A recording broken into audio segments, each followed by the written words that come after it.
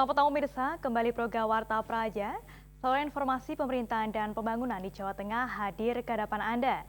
Kami akan menghadirkan beragam informasi kegiatan pemerintahan, pembangunan dan persoalan dari berbagai kabupaten kota di Jawa Tengah. Bersama saya Dinda, berikut Warta Praja selengkapnya.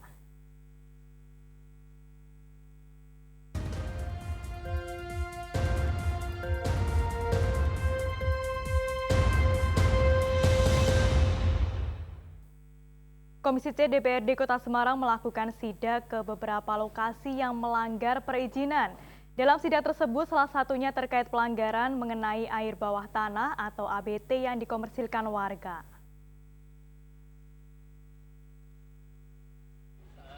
Sebuah sumur air bawah tanah di Kecamatan Tugu RT 02 RW 02 Kelurahan Tugurejo Rabu siang didatangi Komisi C dan SKPD terkait. Kedatangan rombongan yang mendadak tersebut bertujuan untuk mengetahui perizinan sumur air bawah tanah yang dimanfaatkan oleh salah satu warga. Terlebih, air bawah tanah atau ABT tersebut ternyata dikomersilkan atau dijual ke konsumen dengan truk tangki. Menurut Ketua Komisi C DPRD Kota Semarang, apa yang dilakukan pemilik jelas pelanggar peraturan daerah tentang air bawah tanah ABT. Meski dalam peraturan yang baru, kewenangan perizinan ABT berada di pemerintah provinsi, namun seharusnya juga melalui rekomendasi dari pemerintah Kota Semarang. Apalagi ABT yang bersangkutan tidak memiliki izin sama sekali dari pemerintah provinsi maupun Pemkot Semarang. Dengan kenyataan yang ada, pihaknya mendesak aparat Satpol PP untuk segera menyegel sumur ABT tersebut, termasuk penghentian operasional. Dari keterangan yang dihimpun Komisi C, sumur air bawah tanah ABT tersebut sudah beroperasi sekitar 3 tahun. Selain akan berdampak pada lingkungan, keberadaan sumur air bawah tanah yang dikomersilkan juga mengakibatkan kemacetan di Jalan Raya Semarang-Mangkang karena keberadaan truk tangki yang parkir di pinggir jalan. Untuk perizinan dihandle oleh provinsi, tetapi tidak menutup kemungkinan peran serta dari pemerintah kota harus juga dikaitkan atau terlibat. Minimal rekomendasi dulu dari pemerintah kota, dalam hal ini ESDM. Setelah pemerintah kota, dalam hal ini ESDM, melakukan survei, kira-kira dampaknya bagaimana, kondisi apa, ada masalah nggak di lingkungan, baru memberikan rekom kepada provinsi supaya bisa. Itu kita dukung. Tetapi kalau seperti tadi yang kita lihat, itu tidak ada izinnya sama sekali dan itu murni komersial, bukan sosial. Murni komersial, sehingga kita dari Komisi C dan tadi setelah kunjungan dengan dinas-dinas terkait, kita akan merekomendasikan mereka supaya ditutup. Selain melanggar aturan tentang air bawah tanah, yang bersangkutan juga memanfaatkan fasilitas rumahnya untuk digunakan tower seluler. Meski tidak melalui perizinan ke Pemkot Semarang, pihak Pemkot belum bisa melakukan tindakan tegas karena peraturannya masih dalam tahap pembahasan di DPRD. Eko Brianto, Cakra Semarang TV. DPRD Kota Semarang menduga molornya proses pembebasan lahan Kali Tenggang akibat adanya permainan harga oleh oknum yang tak bertanggung jawab. Pernyataan ini disampaikan setelah adanya kesepakatan harga antara Pemkot dengan salah satu pemilik lahan melalui usaha pendekatan yang cukup intens.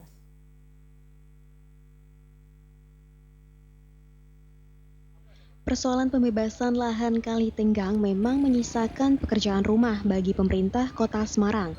Hal ini bertampak pada penanganan banjir di wilayah Kaligawe dan sekitarnya yang terus saja terjadi. Namun melalui usaha dan komunikasi dengan pemilik lahan, Pemkot Kota Semarang menurut anggota Komisi C DPRD Kota Semarang, Sodri, kini telah berhasil melaksanakan pembebasan lahan pada salah satu pemilik lahan. Kesepakatan harga lahan yang dihasilkan tepatnya terjadi pada hari Senin, tanggal 2 Mei 2016 dengan disaksikan Ketua DPRD dan anggota Dewan lainnya. Mudahnya proses negosiasi harga tersebut diakui Sodri menjadi tanda tanya besar karena sebelumnya sangat alot. Pihaknya menduga ada proses pembebasan lahan sebelumnya, ada permainan harga yang dilakukan oknum tertentu sehingga warga enggan melepas lahannya. Lahan yang berhasil dibebaskan kali ini menurutnya merupakan lahan milik Syahrir. Adapun kesepakatan harga sesuai appraisal sekitaran 350 juta rupiah. Dengan kesepakatan tersebut, pihaknya berharap Sisa pemilik lahan yang belum dibebaskan akan menyusul secara bertahap. Sehingga ke depan proyek normalisasi Kali Tenggang bisa segera dilaksanakan oleh Pemkot Semarang.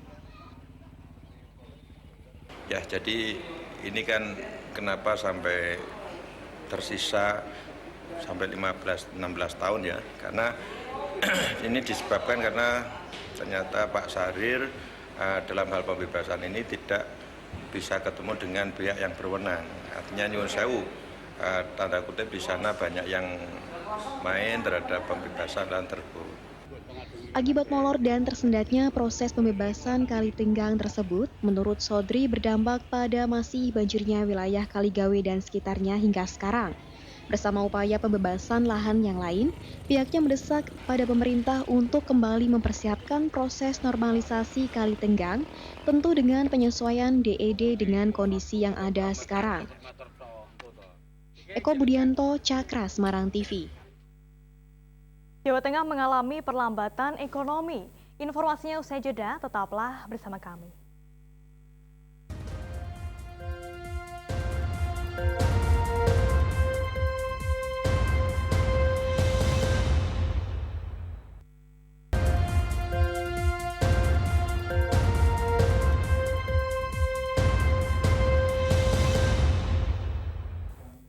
Terima kasih masih bersama kami dalam program Warta Praja.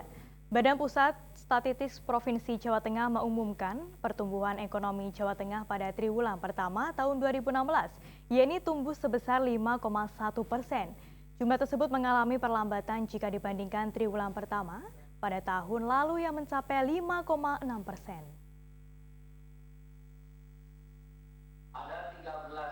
Kepala BPS Provinsi Jawa Tengah Margo Yuwono mengatakan, pertumbuhan ekonomi Provinsi Jawa Tengah mencapai 5,1% atau mengalami penurunan hingga 0,5% jika dibandingkan dengan tahun sebelumnya, yakni mencapai 5,6% atas pertumbuhan ekonomi pada triwulan pertama tahun 2015 lalu. Untuk itu, pihaknya mendorong perlu perhatian dari pemerintah agar pertumbuhan ekonomi di Jawa Tengah dapat lebih maksimal. Menurutnya, meski mengalami perlambatan, namun laju pertumbuhan tersebut masih terbilang baik. Menyusul konsumsi rumah tangga telah menopang pada laju ekonomi. Secara pertumbuhan kita masih bagus dan di atas nasional. Itu namun demikian ada catatan kecil yang memang perlu mendapatkan perhatian dari pemerintah, yaitu bahwa pertumbuhan yang 5,1% itu lebih rendah dari triwulan 1 2015. Jadi ada tren yang agak melambat gitu ya. Ini perlu mendapatkan perhatian menurut saya gitu ya. Ditambahkannya untuk menanggulangi perlambatan laju ekonomi ke depan, pihaknya menilai perlu peran peningkatan ekspor. Sehingga secara tidak langsung dapat mengantisipasi nilai konsumsi rumah tangga yang mengalami kemunduran. Rajif Saiful, Cakra, Semarang TV. Provinsi Jawa Tengah terpilih bersama 10 negara lain yang dianggap berpengalaman tanggulangi bencana alam. Bahkan pada konferensi internasional adaptasi perubahan iklim keempat di Rotterdam, Belanda, Jawa Tengah mendapat kesempatan berbagi pengalaman dalam melakukan penanggulangan bencana. Gubernur Jawa Tengah Ganjar Pranowo mengatakan, dalam konferensi internasional adaptasi perubahan iklim keempat di Rotterdam, Belanda, yang berlangsung mulai 7 hingga 14 Mei 2016 mendatang, Provinsi Jawa Tengah mendapat kehormatan untuk melakukan presentasi atas pengalamannya dalam melakukan penanggulangan bencana alam. Dalam kesempatan tersebut, Jawa Tengah masuk dari 10 negara belahan dunia yang dinilai mempunyai gagasan membawa rakyatnya untuk menjadi lebih tangguh menghadapi bencana. Menurut Ganjar, Jawa Tengah merupakan daerah yang paling banyak dengan masalah bencana alam. Namun kuatnya kultur budaya serta sistem kerjasama yang baik membuat banyak masyarakat setempat tangguh untuk menghadapi bencana. Masyarakat Indonesia punya kekuatan gotong royong yang luar biasa, itu nggak ada tempat lain. Terus kemudian kita memunculkan sister village, ya, antar kampung mereka berembukan sendiri. Nanti kalau tempat saya yang terkena bencana, saya lari tempatmu ya. Dan itu ternyata membuat asing itu melihat itu sesuatu. yang beda di tempat lain pasti nggak ada, karena sistem komunal di tempat kita yang sangat bagus, guyup, dan sistem individual di negara-negara barat yang maju itu tidak pernah klop. Nah, pertukaran itu ada, tapi pertanyaan tadi bagus, kita tidak menghentikan kemudian hanya menggunakan local wisdom tradisional ngono-ngono toh. Early warning system juga kita pasang ya, Pak. Rajiv Saiful, Cakra Semarang TV. Jangan beranjak dari tempat duduk Anda, karena kami masih menyimpan informasi menarik lainnya. Tetaplah di Warta Praja, saluran informasi pemerintahan dan pembangunan di Jawa Tengah.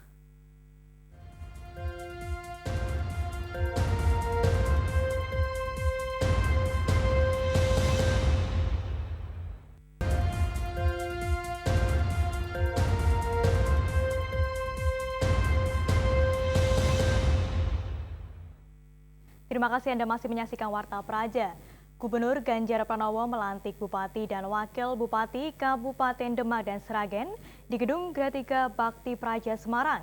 Pada pelantikan tersebut, Ganjar meminta agar masing-masing bupati dapat menekan angka kemiskinan di daerah setempat. Pelantikan serentak dua pasangan bupati ini, yakni Bupati Demak dan Sragen, digelar di Gedung Gratika Bakti Praja Kompleks Kantor Gubernuran Jawa Tengah Semarang. Pelantikan tersebut selain dilakukan oleh Gubernur Jawa Tengah Ganjar Pranowo, juga sesuai aturan dari Mendagri agar pelantikan disesuaikan dengan habis masa jabatan kepala daerah setempat. Dalam sambutannya, Ganjar meminta agar masing-masing bupati dapat menekan angka kemiskinan di daerah setempat. Menyusul sesuai data yang dihimpun kedua daerah tersebut, masuk dalam ke-15 daerah di Jawa Tengah dengan tingkat angka kemiskinan tinggi. Di antaranya Kabupaten Demak dengan angka kemiskinan mencapai 14,60%. Sedangkan untuk Kabupaten Sragen, angka kemiskinan mencapai 14,87%. Dengan demikian, perlu komitmen bersama agar masalah tersebut dapat segera teratasi. Dua-duanya angka kemiskinan, maka saya sampaikan angka kemiskinan dulu. Yang kedua infrastruktur, ya sama. Tapi kalau Demak sih relatif malah agak bagus. Nah sekarang Sragen memang harus digenjot. Tapi keduanya juga reformasi birokrasi. Ini ditekankan tiap hari sama Presiden. Soal layanan yang simpel-simpel saja lah. Karena ini jamak untuk semua dilakukan. Kalau tidak bisa mereform birokrasinya, sampai kapanpun nggak akan bisa terjadi. Maka saya titip, Bupati, Wakil Bupati harus gampang dihubungi rakyat. Caranya terserah. Selaku yang mengangkat sumpah. Lebih lanjut, Ganjar juga menekankan selain masalah kemiskinan, masalah infrastruktur serta reformasi birokrasi menjadi prioritas terhadap pembangunan daerah. Rajiv Saiful, Cakra Semarang TV. Gubernur Jawa Tengah Ganjar Pranowo memimpin langsung bedah rumah tak layak huni milik warga. Kegiatan ini dilakukan Ganjar saat melakukan kunjungan kerja di Kabupaten Temanggung. Informasi ini sekaligus mengakhiri perjumpaan kita dalam program Warta Praja. Anda juga dapat mengirimkan kritik saran atas pembangunan atau pelayanan birokrasi dengan menghubungi redaksi kami melalui SMS di nomor 0896 7091 1432. Warta Praja, saluran informasi pemerintahan dan pembangunan di Jawa Tengah. Warta Praja turut membangun dan menguatkan otonomi daerah. Siang Warta Praja kali ini, jangan lewatkan seputar Jawa Tengah malam sesaat lagi. Saya Adinda serta kerabat kerja yang bertugas undur diri. Selamat malam dan sampai jumpa. Salah satu rumah yang dibedah oleh Gubernur Jawa Tengah yakni rumah milik Samidi, warga desa Godang Winangun, Kecamatan Ngadirejo, Kabupaten Temanggung.